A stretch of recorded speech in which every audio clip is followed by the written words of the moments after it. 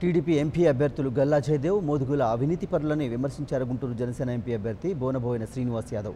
జనసేన కార్యకర్తలను భయభ్రాంతులకు గురి చేస్తే సహించేది లేదని శ్రీనివాస్ యాదవ్ హెచ్చరించారు. జనసేన అధికారంలోకి రాగానే మౌలిక వసతులతో పాటు ఉచిత విద్యను అందిస్తున్నామని హామీ ఇచ్చారు. ఎంపీ అభ్యర్థి బోనబోయిన తాను అత్యధిక మెజారిటీతో విజయం సాధిస్తానని ధీమా వ్యక్తం చేశారు. పొన్నూరు అభ్యర్థి పార్వతీనాయుడు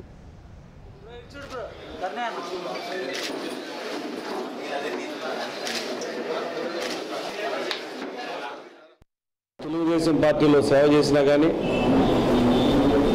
బీసీ వర్గాలకి యాదవ కులానికి జరుగుతున్నటువంటి అన్యాయం గురించి నేను పార్టీ మారడం జరిగింది.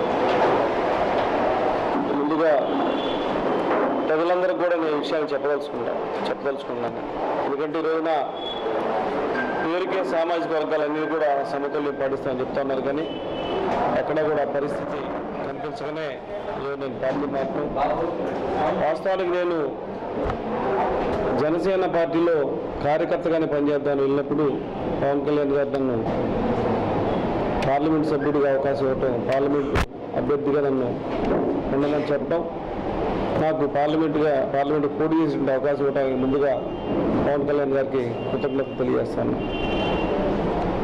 పోతే గుంటూరు పార్లమెంట్ విషయానికి వచ్చేసరికి మిస్టర్ గల్లా జయదేవ్ ఏనాడు కూడా ప్రజలకు అందుబాటులో లేకుండా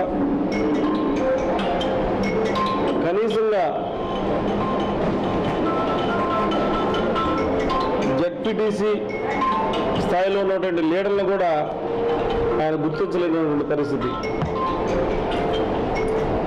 ఈ రోజుకైనా కూడా 5 సంవత్సరాల పాటు గల్లా జయదేవ్ పార్లమెంట్ సభ్యుడిగా ఉన్నాడు. ఈ పొన్నూరు కాన్స్టిట్యూన్సీలో ఉన్నటువంటి ఎవరినైనా ఎంపీపీని కానీ జెడ్పీటీసీ కానీ కనీసంగా మున్సిపల్ చైర్మన్ అయినా గుర్తుపట్టగలడా అని చెప్పి నేను అడుగుతా ఉన్నాను. అటువంటి వ్యక్తులు పార్లమెంట్ సభ్యులుగా ఉండటం అది చాలా దురదృష్టకరం.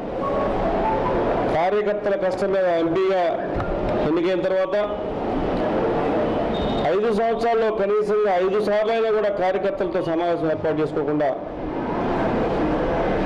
ఆయన ఇష్టం వచ్చినట్టుగా రాజ్యం నాదే, రాజు నేనే, మంత్రి నేనే అనే రీతిలో ఆయన ప్రవర్తించడం కార్యకర్తలు కూడా చాలా బాధపడతా ఉన్నారు. తెలుగుదేశంలో ఉన్నటువంటి కార్యకర్తలు అట్లాంటి ప్రజలైతే ఆయన మర్చిపోయారు. మాకు ఒక ఎంపీ ఉన్నాడు, అతని పేరు జయదేవ్ అనే విషయాన్ని మర్చిపోయారు. ఒక 6 నెలల క్రితం పార్లమెంట్లో ఆయన మాట్లాడినప్పుడు మా గుంటూరు ఎంపీ అని టీవీలో చూడటం తప్పితే వీళ్ళు మా గుంటూరు ఎంపీ. ముఖ్యంగా మేము ప్రచారంలో భాగంగా ప్రతి గ్రామం తిరుగుతున్నప్పుడు ప్రతి ఒక్కరు ఎంతో ఆప్యాయంతో ఆదరంతో మమ్మల్ని ఆహ్వానిస్తున్నారండి.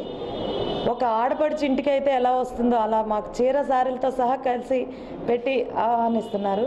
దీన్ని బట్టి ప్రజలందరూ కూడా కొత్త మార్పును కోరుకుంటున్నారని, జనసేన మీద ఎంతో అభిమానం చూపిస్తున్నారని అర్థమవుతుంది.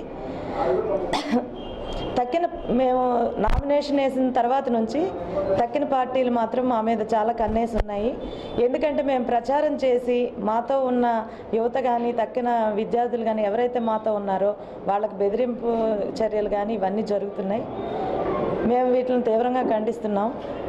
ఇప్పుడు మేము వాళ్ళ ప్రచారంలో మేమేమి పట్టించుకోలేనప్పుడు మా ప్రచారంలో భాగంగా ప్రతి చోట వెళ్ళి మాకు తర్వాత రోజు తెలుస్తుంది మేడం మమ్మల్ని ఇలా భయపెడుతున్నారు చేస్తున్నారని.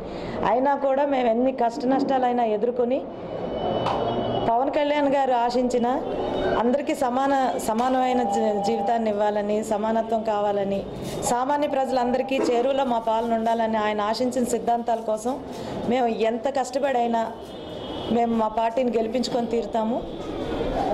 అదేవిధంగా ఈ కాన్స్టిట్యున్సీలో ఎక్కువగా ప్రజలందరూ మా ఎంపీ గారిని ప్రతి సమావేశానికి వెళ్ళినప్పుడు ఎంపీ గారిని తీసుకురమ్మంటున్నారు. ఎంపీ అభ్యర్థిగా ఉన్న శ్రీనివాస్ యాదవ్ గారిని మేము ఖచ్చితంగా ఈ పొన్నూరు నియోజకవర్గంలో జనసేన జెండాని ఎగరవేసి తీరుతామండి. మంచి మెజారిటీతో ఎగరవేసి తీరుతాం. పవన్ కళ్యాణ్ గారిని సీఎం చేసి తీరుతాం. ప్రజలందరికీ నా విన్నపం ఏంటంటే ప్రలోభాలకు లొంగకుండా మా గాజు గ్లాసుకి గుర్తుకి ఓటు వేసి ఎంపీ అభ్యర్థి అయిన శ్రీనివాస్ యాదవ్ గారికి ఎంపీగా గెలిపించాలని నన్ను. For more updates, please subscribe 99 TV Telugu.